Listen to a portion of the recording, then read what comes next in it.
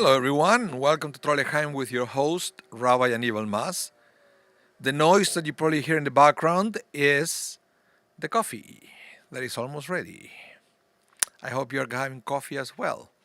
If you do, let me know what kind, because I'm always curious to know what kind of coffee people are drinking, or hot chocolate or tea.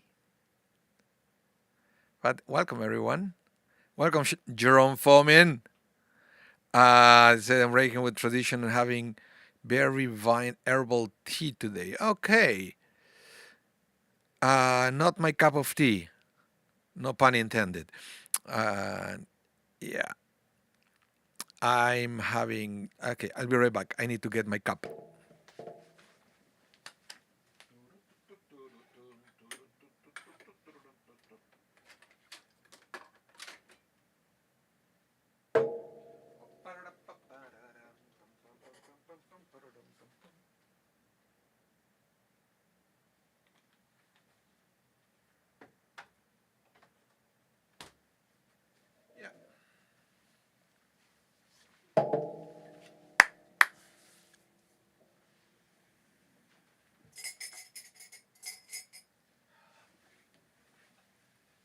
The spoon to mix the coffee. Shelly, you're having double espresso. Yeah, this is what you use, right? Shelly, this one's the traditional Nespresso. Hi, Janet. Welcome to the class. Welcome to the class. And welcome, who's here? Ariel Lee, David, Brenda. Welcome all. Great to have you. Great to have you. And I still have my lunch that I'm going to eat after the class. Have a nice omelette for today. But today we're going to study the Parsha Toldot. Toldot, which is a good Parsha to talk about food, because this is when one of the brothers tricked the other to to sell, to convince the other one to sell the firstborn rights for a plate of food. So yeah, he didn't do it for coffee, he did it for food. But cheers, everyone.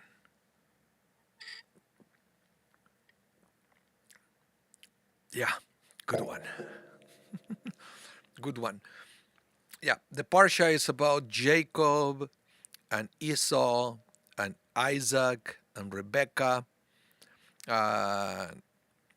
It's very interesting. There are a lot of things. It's a Parsha that is very intense on feelings, where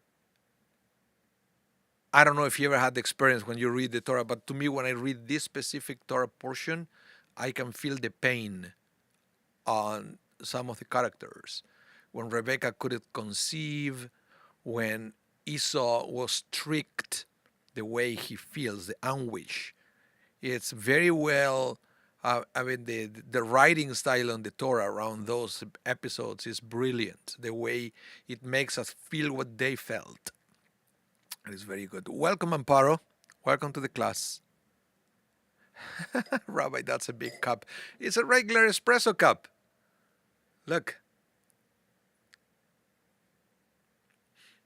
Is that the Nespresso? I have the virtual one, the one that makes a full, and the thing that you see on top is not the milk. That's just the crema of the coffee.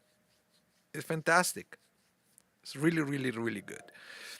Really good. So, let's begin with the class for today, Parsha Toldot. And we have, at the beginning, the name of the parsha is Ve'ele Toldot Yitzchak ben Abraham, Abraham holid et Yitzchak. Okay. Oh, by the way, this Saturday, I'm going to teach you again about this parsha after Kiddush. Okay. It is kind of the Trolleyheim that I used to do before COVID, that I used to be at the synagogue after Kiddush, but it's a slightly different format. It's going to be in the chapel. But I'm going to stream it. The only problem is I cannot guarantee at what time the stream is going to be. maybe a 1:30. Um, Stay tuned. If you cannot make it in person, stay tuned, because if you're a subscriber, you're gonna see it going live, um, So you're gonna be notified about that. So just as a reminder, this Saturday after Kiddush, I'm going to do it. Okay, so Ve'ele Toldot Yitzchak ben Abraham, Abraham olid Yitzchak. It says, and these are the offspring of Isaac, son of Abraham. Abraham begot Isaac. Okay, so this is the beginning of the Parsha, understanding or letting us know that Isaac was the son of Abraham, and also to let us know, I know it's logic, right? But Abraham was the father of Isaac. But the way it says here, Abraham begot Isaac, it's like an extra emphasis on make it clear that Isaac was the biological son of Abraham. Okay? Welcome, Randy. Welcome to the class. So why do I mention this? That specific emphasis on make it clear that Isaac was a biological son of Abraham. Well, so the rabbis explain that the verse concluding words, Abraham begot Isaac, appear to be redundant, for the verse already stated that Isaac was the son of Abraham. So why do you think we have those extra words? Any guesses? Any guesses? I'm asking to you, my dear students. What's your guess on why we have those extra 3 words at the end of the verse? Abraham begot Isaac. Feel free to use the chat to let me know.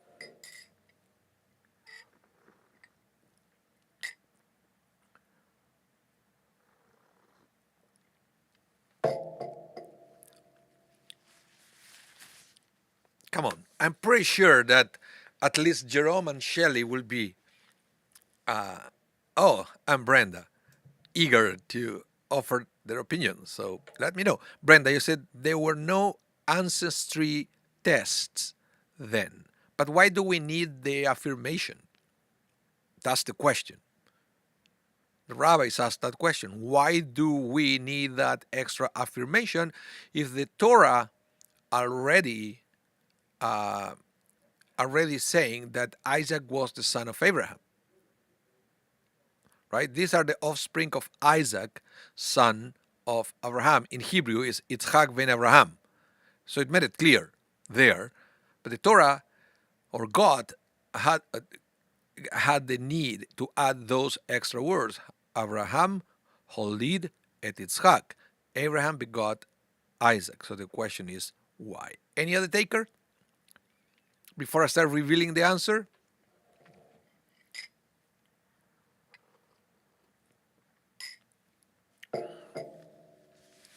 Shelley, you said. He said, pronounced paternity. The mother was not in question. Yeah, well, the mother is never in question, right? It's pretty obvious where the baby came from. It's very obvious. Janet, is it the right to the covenant? Okay.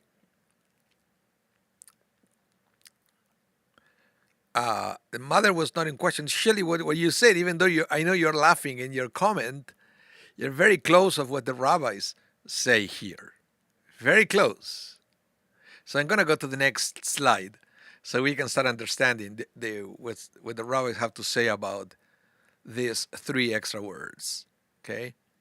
Now Rashi says, listen to this, the cynics of that generation had been saying that Sarah must have become pregnant by Abimelech, since she and Abraham had been married for many decades without a child, but she had given birth only after being taken by the Philistine king. Therefore, God made Isaac's features so undeniably similar to Abraham's that even the scoffers had to admit that it was indeed Abraham who begot Isaac. Okay, so this is a very interesting topic, because if you remember from previous parshiot, Abraham had 2 sticky situations regarding Sarah. The first time, remember, was involving the Pharaoh of Egypt. When there was a famine, and Abraham and Sarah, they had to go to Egypt for food. Remember what happened? That Abraham said to Sarah, let's say that you are my sister, right? Let's lie. Let's say that you are my sister. Otherwise, they're going to kill me and take you. But what happened?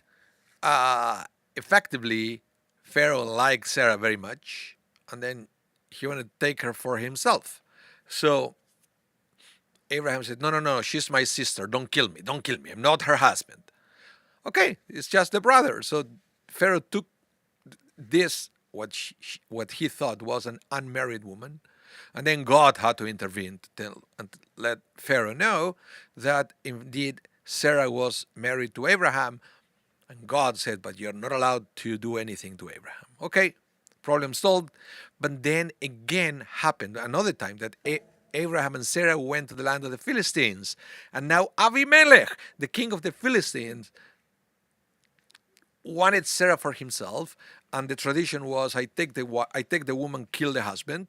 So Abraham again said to Sarah, okay, once again, please, let's say that you are my sister. Okay, so the king of the Philistines also took Sarah. The Torah explicitly, specifically says that nothing happened, that the king of the Philistines did not have any kind of intimacy with Sarah, but people started to talk because immediately after that episode, Sarah was pregnant with Isaac. Okay, so they said that the Torah made it clear once again, because the Torah already said after the episode of Abimelech that Abimelech did not have sex with Sarah. Okay, let's put it this way.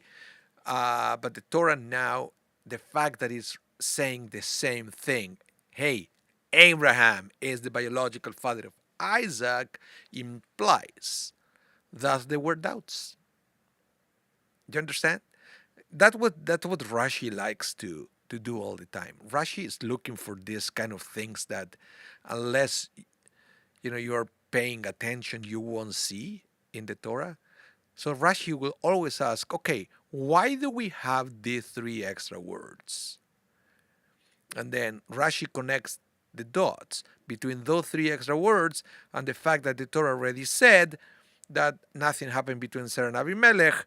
So he said, well, maybe there were doubts. And now the Torah is taking away all kind of doubts. Okay? So, Brenda, so you said, so why did Hashem have to intervene to make Isaac feature similar to Abraham? So people would stop talking. People will stop talking. Okay? And that could bring us to another topic. But that's not the scope of this class. But we could talk about, how gossip can ruin a reputation, for example, or how toxic gossip is, and how important it is once in a while to do whatever you can to stop all the gossip, which is exactly what God did by making Isaac, taking the physical genes from Abraham and look exactly like him, so people will stop talking once and for all. Okay? Brenda, you say, Sarah wasn't it very popular? Yes. It looks like she was some kind of like a beauty pageant or something, because wherever they went, Abraham got in trouble because of his wife. So who knows? So let's continue with this topic. Now, this thing, how the Torah, let me go back a little bit. To here. And how said, Eli Toldot Yitzhak ben Abraham, Abraham olidet Yitzhak. The other thing that you notice here, Shelley said the family dynamics in the Torah are so popular. Absolutely, you're absolutely right. But going here, the other thing that the rabbis notice beyond this, okay, God did it to stop the gossip, is that the repetition makes the connections two-folded. What am I saying? The first time says that Yitzhak ben Abraham, Isaac, son of Abraham. The second time is Abraham, father of Isaac. Can you see that?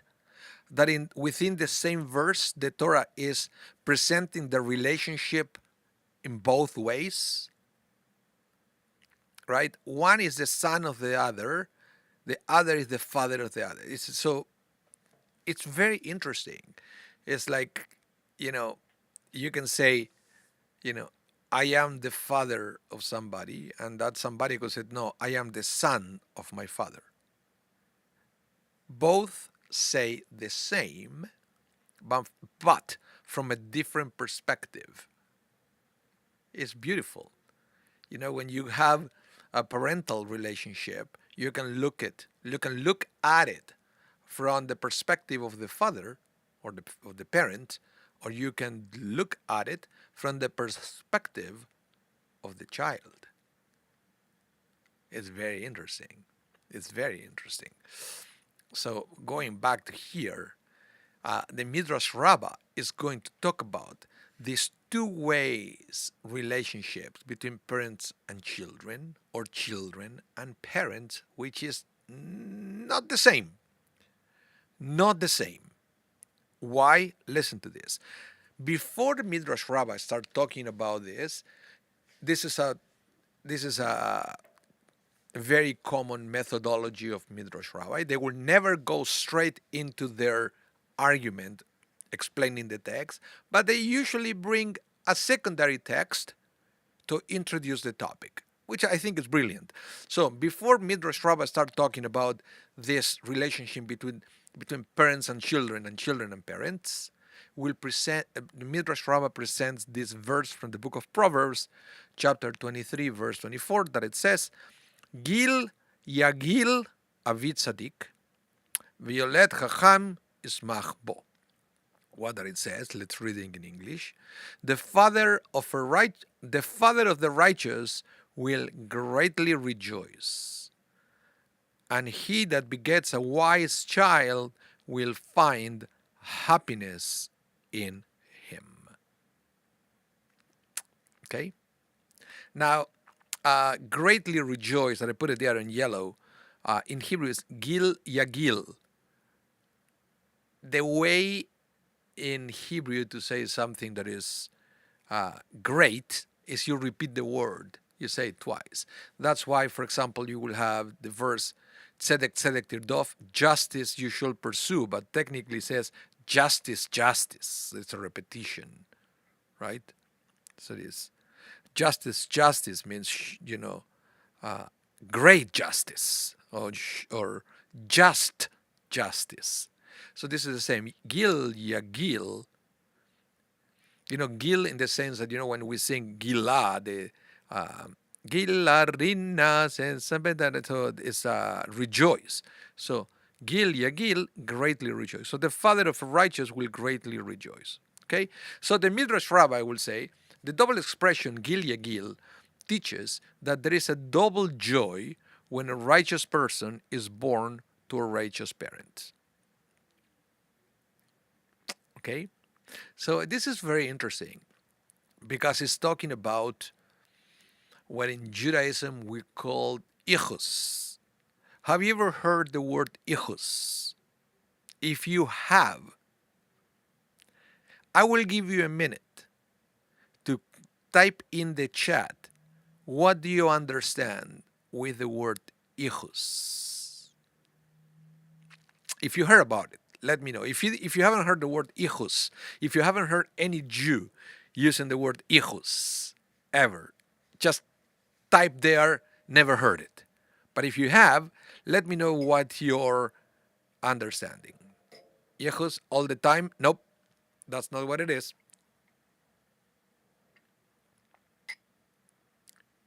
Any other theory?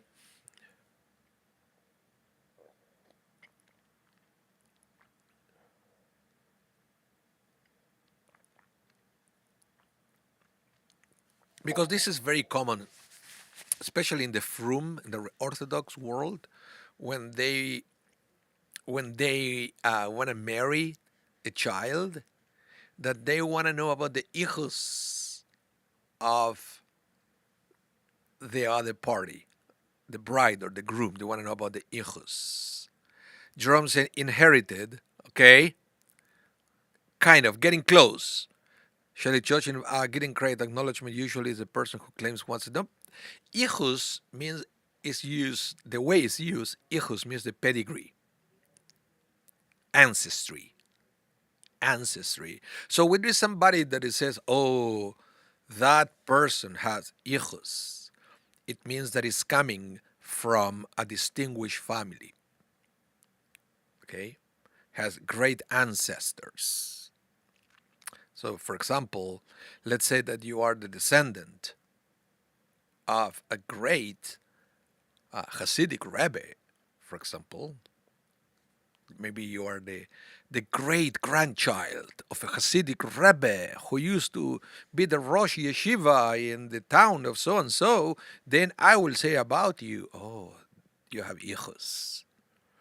And then in the religious world, you have better chances to get a proper or like a good match. It's people you will be more marketable. Let's put it that way, because of your ancestors. It's very interesting. So that's the hijos. Shelley, you said, in the neighborhoods I grew up in, it was used to describe someone's needs for ego, but it's not that. Sometimes it's interesting. It's like your ancestors. Maybe your parents are philanthropists, right, and distinguished people in the community. So you also have hijos because of that. Have you ever heard the expression when somebody said, hey, hey, hey, you know who my father is? Have you ever heard that? You know who my father is? Careful how you talk to me. You know who my father is, right? That is when sometimes we take this concept of hijos to the extreme, to the extreme. And that, yes, hijos could be a reason for uh, arrogance, and we have to be very careful with that. But let's go back to this. In other words, now Midrash Rabbi will say the double expression here, Gil Yegil, teaches that there is a double joy when a righteous person is born to righteous parents. And yeah, Brenda, ancestry does not guarantee a good person. You're absolutely right. And in fact, and I witnessed this, in fact, sometimes could be uh, a barrier, a fence, because of the pressure of ancestry. When you feel that you have the pressure to live up to the standards of your parents or grandparents, could be a source of anxiety, because maybe you want to have a simple life, right? So, yeah, it could be an issue, could be a good thing. Like here, what scriptures are hinting, could be a good thing. Like when we talk about Isaac and Abraham, that they were both greats. They were both great. So if Isaac would say, my father is Abraham, it's a great thing because Isaac lived to great standards as well, right? But also think about now I mentioned hijos before. Think about the naches of Abraham looking at Isaac, right? And the fine man that he became. Also an ethical person, married to one wife, actually, who's the only one of the patriarchs that he married only one woman, because even Abraham had a little thing here and there with Hagar, right? When Sarah couldn't conceive, Abraham tried to speed up the process and went and had something with the servant, and then eventually Ishmael born from that relationship. But Isaac, look at Isaac. Rebecca couldn't conceive, doesn't matter. He stayed with her and they went through it together. And, if somebody like Abraham would be, so proud of looking at something like that. So it's a two-way. It's a two-way things. There is proud of a child about the achievements of the parent, but there is also pride in the parents about the achievement of the children. We're going to see that in a minute, because the rabbi said that they're not equal. The the pride we feel about our parent is not the same pride the parents feel about a child. Stay tuned. You're going to hear that in a minute. Okay? So let's move on. Let's move on. Because now, Rabbi Hanoch Zundel ben Yosef, listen what he said. He said, upon informing us that Isaac was Abraham's son, the verse repeats the fact that Abraham begot Isaac in order to emphasize that this was no ordinary joy, but rather the double joy of one righteous person, Abraham, fathering yet another righteous person, Isaac. Guys, this commentary here by the Etz Yosef, this is the perfect case scenario for all of us. This is what we all want. We want to be proud of our children, but we also want our children to be proud of ourselves, proud of us. But when that happened, the joy is immense, right? When we feel that we have great children, and children, they think the world about us. They are so proud of us. Because we know that there are many children that, unfortunately, they are very critical of their parents, and vice versa. So that's the reality. That's the reality. Any comments about that? I would like to know what you think about this.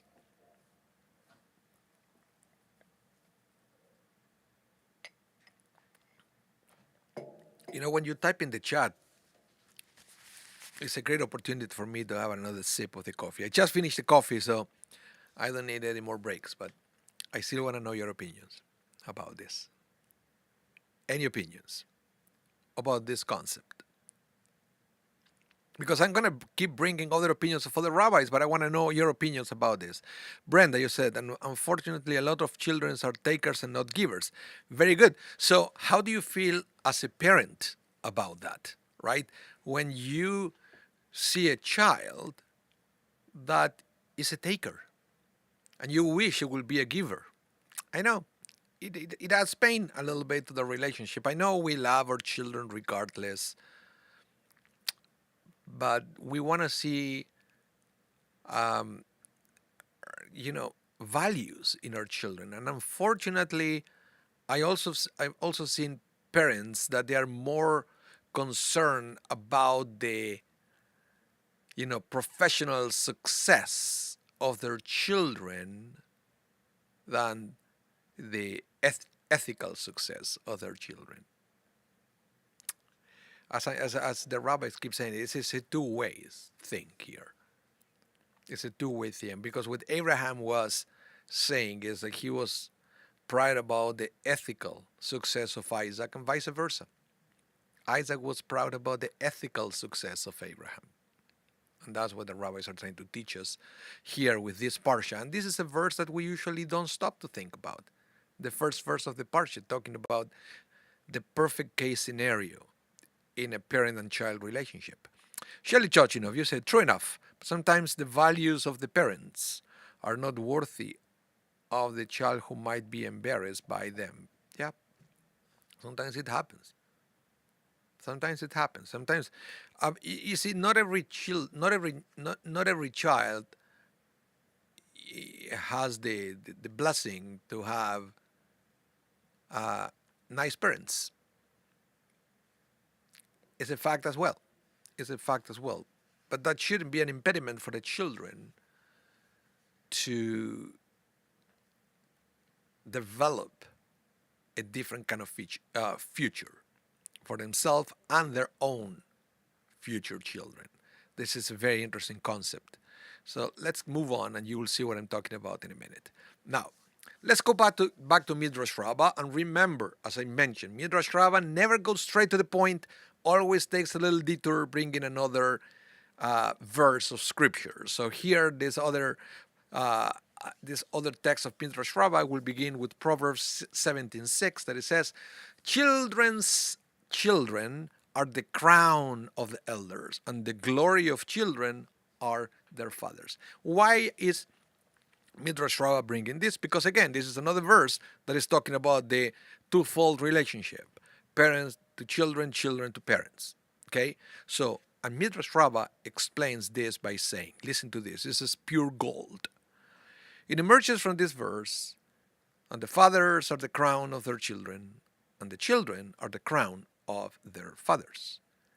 That the fathers are the crown of their children is derived from that which it states. And the glory of children are their fathers. Thus, our verse begins by stating, and these are the offspring and Isaac's son of Abraham, in order to highlight the fact that Isaac's glory was that he was a son of his righteous father, Abraham. Okay, so Isaac had plenty of reason to be proud of his hijos, right? Now, that the children are the crown of their fathers is derived from that which is written, children's children are the crown of their fathers. This accounts for the apparently redundant statement in our verse, Abraham begot Isaac. For this clause highlights the fact that it was his righteous son Isaac who was Abraham's glory. But this is very interesting because before we go to the next text, let me ask the question, why will this verse on Proverbs, and remember, the book of Proverbs is a book of wisdom, right? From Solomon.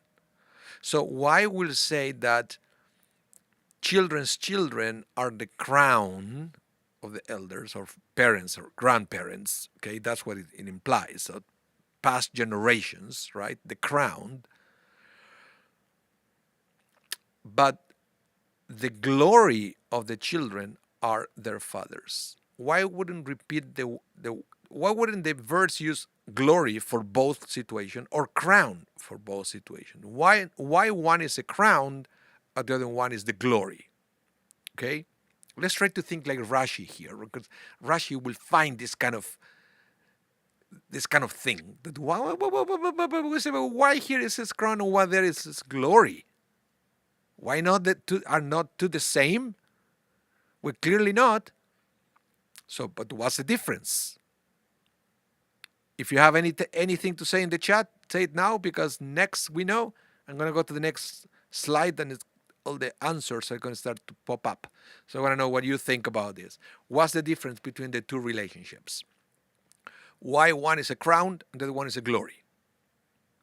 Any takers? I ran out of coffee, but I can have water.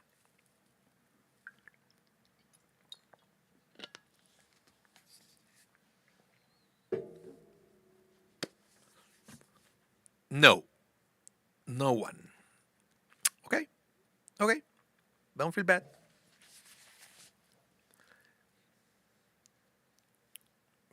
Hi, Lori. Welcome to the class. And don't worry, you missed the first part. Remember, I always rebroadcast this at 8 p.m. Central Time, or if you're a little more tech savvy, after the class is over, you can go to our YouTube channel and search for this class and you can replay it at any time. So, Shelly said level of yichus. Levels. Okay. Okay. It's very interesting. Okay. So, the question here, Lori, is we are talking about being proud of our parents or parents being proud of us. Is it the same level of pride that goes up a generation or down a generation? Because here the book of Proverbs seems to imply that it's not. One is a crown. Okay, so the children are the crown of the parents, but the parents are the glory of the children. One is a crown, the other one is the glory. What's the difference? Let's see. Now, listen to this. Rabbi Moshe Heifetz, listen to this. Distinguish lineage. Ichus, as I mentioned, it's not a small virtue, okay? It's not a small virtue.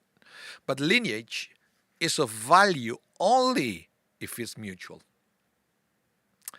We have a right to take pride in our lineage only if we conduct ourselves in such a way that our ancestors will be proud of us.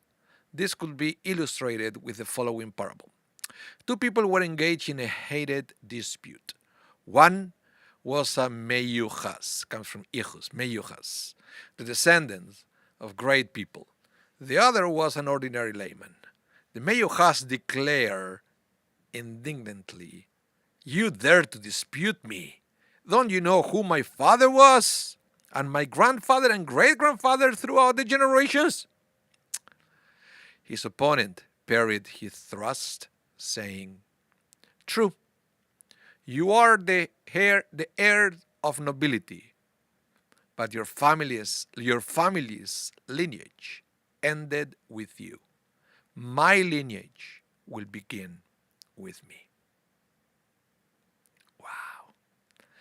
Thus, Moses is told at the beginning of Numbers 1:4 that in counting the nation, he shall be joined by people who are Rosh Lebeit Avotav, the heads of their extended families.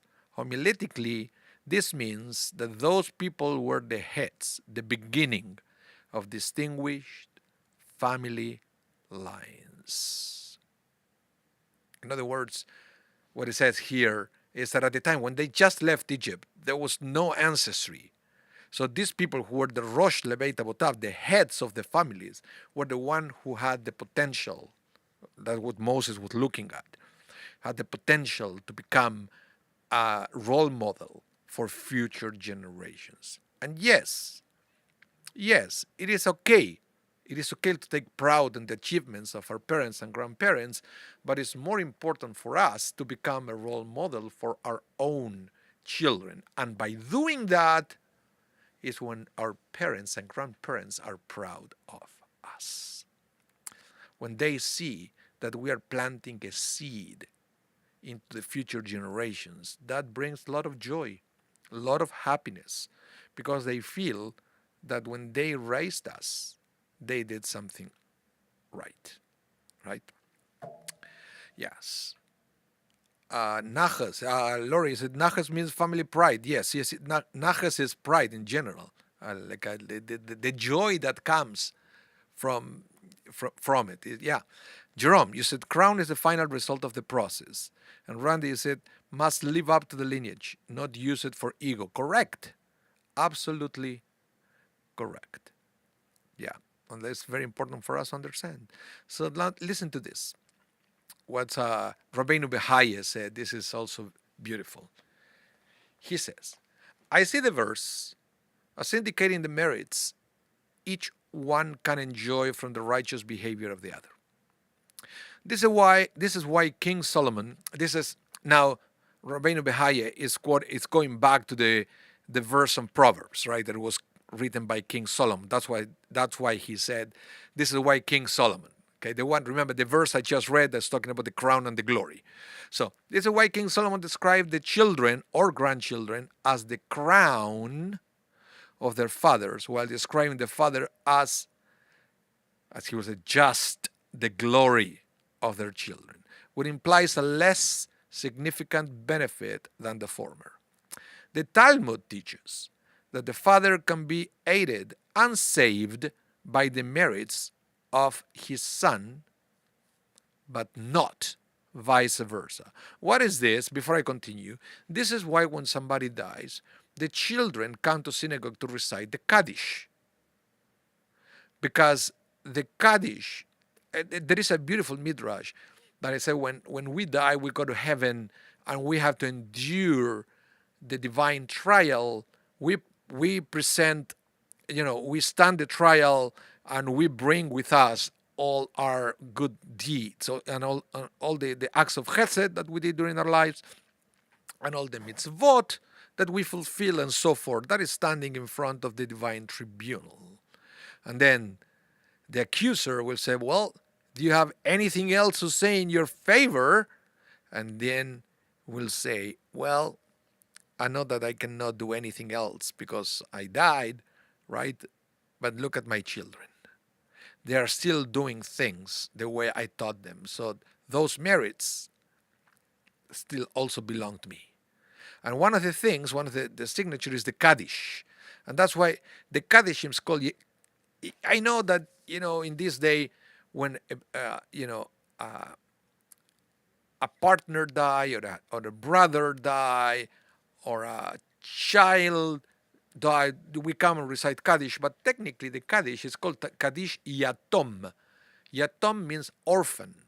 So the Kaddish is technically the orphan's Kaddish. So it used to be something that only the children would recite for the parents, because it was connected to the fact that the actions of the children benefit the divine trial of the parents. Okay, so that's the original story of the Kaddish Yaton, the orphan Kaddish. Or today we call it the mourner's Kaddish, but it's the orphan Kaddish. So that's what it is. So that's what it says here. That's what the Talmud said. A father can be aided and saved at the merits of his sons, not vice versa. That is, a father is given significant credit for siring and raising a righteous son, so much so that even a lifelong idolater like Terach, remember who was Terach, the father of Abraham, Terach could merit a share in the world to come for having a son like Abraham. Because in other words, what is implying here is the text is implying that even though Terach was an idolater, he had to do something right to have a son like Abraham, because it wasn't something right in the way Terach was relating to God, but maybe he had other values that he instilled of Abraham. Maybe he made Abraham curious, a curious mind, so that Abraham was able to discover God. Who knows? But the merits of Abraham, according to the rabbis, brought Terach, or got Terach, a ticket to the world to come, to the Olam Haba. Fascinating theory. Now, thus, the son is the father's crown. By contrast, a wayward son benefits not at all from having a righteous father. If anything, he stands to be embarrassed and hurt by this fact, since he cannot blame his faulty behavior on a weak background. If a son does not follow in his father's righteous path, he can take pride and glory in being identified together with his father as forming one continuous line of righteousness. Yeah. Shelly Chochinov, it's a gut punch when one realizes that one is an orphan no matter how old one is. Yeah, well, it's... But again, the mourner's Kaddish, sometimes we don't realize that it's orphan Kaddish, in at least in, how you call it, grammatically, or semantically speaking. That's what it is, and it's blended into this thing, and how whatever we do in this world, we help, our good deeds help the people who passed away before us. So we also dedicate act of kindness to them. That's why when we, I don't know if you do this for Iskor, that we light a candle for Iskor, but we also make a donation on behalf of somebody who died. It could be your parent, grandparents, or some other person. Why is that?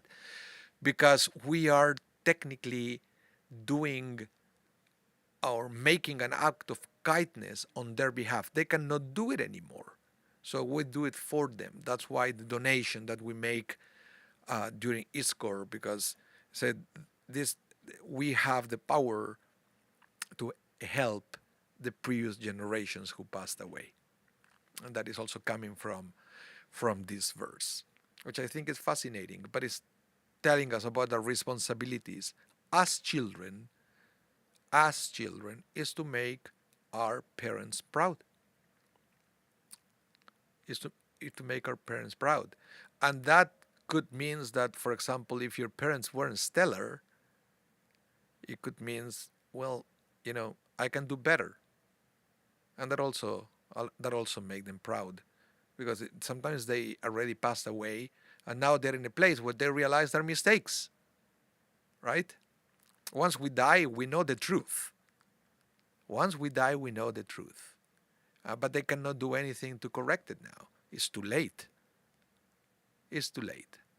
But we are still here and we can do better for us and for them.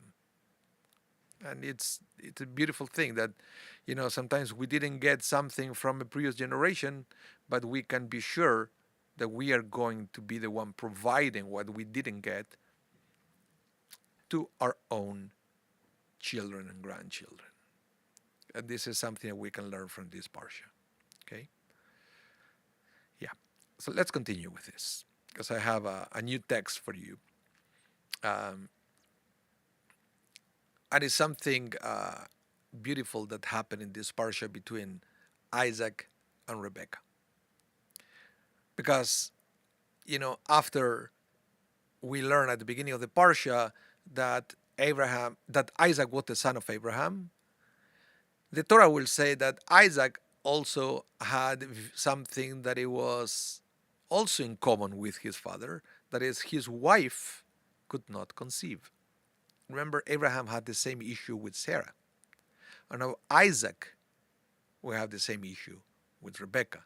And the Torah says it right away. It says that Rebekah couldn't conceive, and Isaac pleaded with the Lord on behalf of his wife because she was barren. And the Lord responded to his plea, and his wife Rebekah conceived. Beautiful. Beautiful in the sense on how he felt the pain of Rebekah, and how I have no doubt that Rebekah prayed to God for a child. But he make it clear here that they both went through this process together, because it says how Isaac prayed to God on behalf of his wife. And this is more common in this day and age, where, when you will see a woman pregnant, and then both partners will say, "We are pregnant." Have you heard? It's.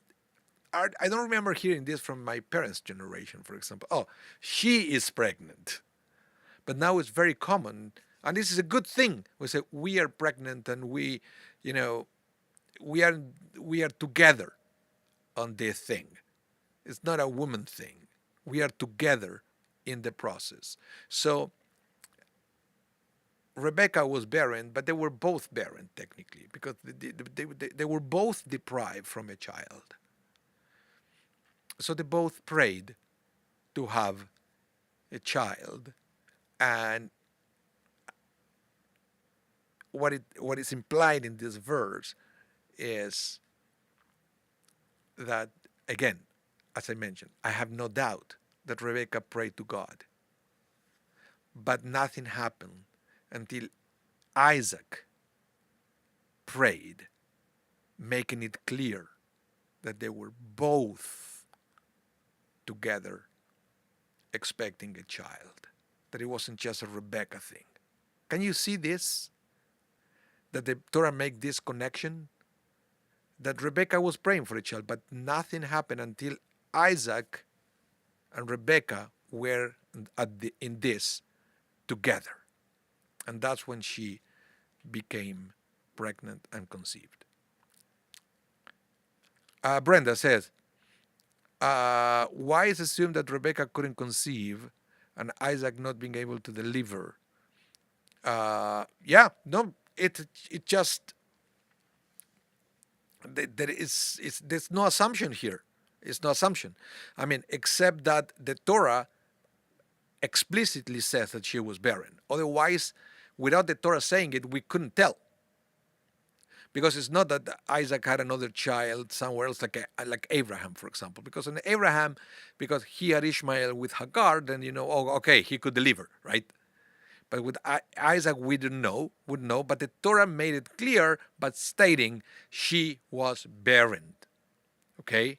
But regardless of that, it's interesting, when he got involved into praying to God for the baby, that's when she conceived. Very interesting. Very interesting. So, in other words, listen, Sforno said it beautifully. He said, even though he had been given an assurance from God, he is Isaac, right? Even though Isaac had been given an assurance from God that he will produce seed, that he will have children, he prayed to God that the mother of his child or children should be someone who was meritorious, someone of the caliber of Rebecca, who was present and standing opposite him. So, in other words, according to Sforno, maybe Isaac thought, maybe crossed his mind, maybe I should do what my father did, right? After all, Abraham was an amazing guy. He couldn't have a baby with Sarah, so he went and had a baby with one of the maidservants, with Hagar. Maybe I should do the same, but eventually, what Forno says is no. No. What this parsha is telling us, but the fact that it's saying that Abraham was praying to God, is that Abraham said, no, I don't want anyone else. Rebecca is the one. I married her because of her values. I like the way she is. She will be the perfect mother. So Isaac prayed, please God, I know you promised me that I'm going to have descendants and it's going to be a great nation and blah, blah, blah. It has to be Rebecca. So he prayed to God exactly that. It has to be Rebecca. Welcome, Eric. Welcome to the class. So, to the point, it says, the word lenochach is often translated as on behalf. That's the text that I read, right? That Isaac prayed on behalf of Rebecca. That Isaac prays on behalf of his wife. However, it can also be translated as together, meaning that just as Rebecca was barren, so too was Isaac. And thus, both Isaac and Rebecca besieged God for a child. As Rashi noticed in his commentary to the Torah, this one stood in this corner and prayed. This one stood in that corner and prayed. And that was the beauty of the relationship that Isaac and Rebecca had. And again, this is something that we don't talk nearly enough. And how even though the Torah allows men to marry multiple women, Isaac didn't need that. All he wanted was to have a child with Rebecca, with his beloved wife. He didn't want another one because he knew that something good was going to come about the values. And it wasn't perfect, as we're going to study,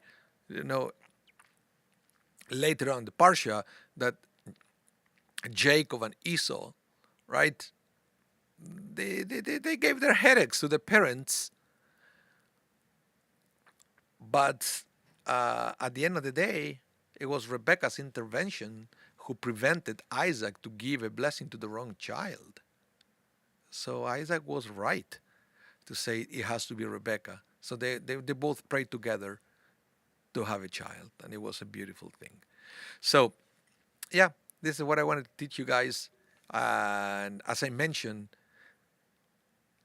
I'm going to teach more about this Parsha, specifically about the relationship between the two children, because she's going to conceive twins, right? Jacob and Esau. And the dynamics between these two was very interesting. So that is going to be my class this Saturday after Kiddush. So if you can come here, if you can come in person to the synagogue, please do.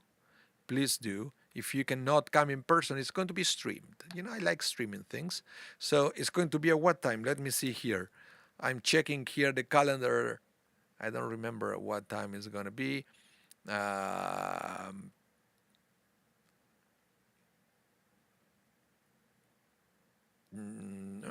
Where is it? Let me see on my calendar for Saturday.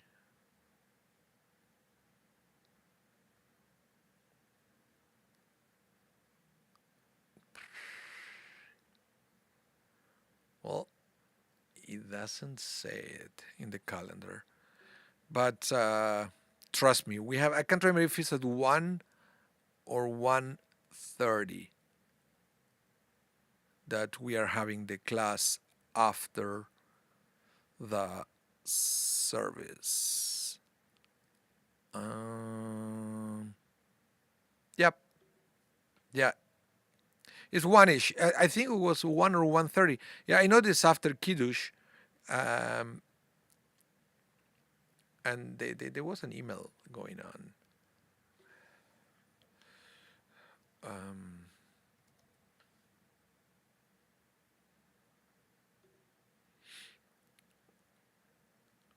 let's see.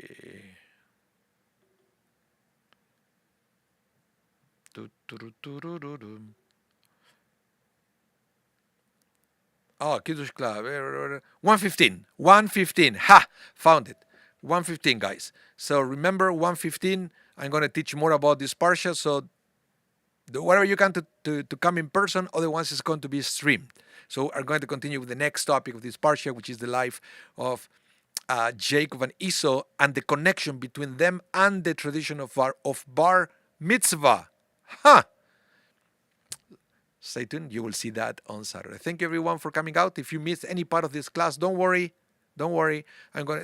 This class is going to be rebroadcasted tonight at 8 p.m. Central Time. Okay, so I'm going to stream the recording of this class again so you can catch all what you missed. Please give us the thumbs up to this video. Thumbs up, everyone. Facebook, YouTube, that's one where you can give a thumbs up.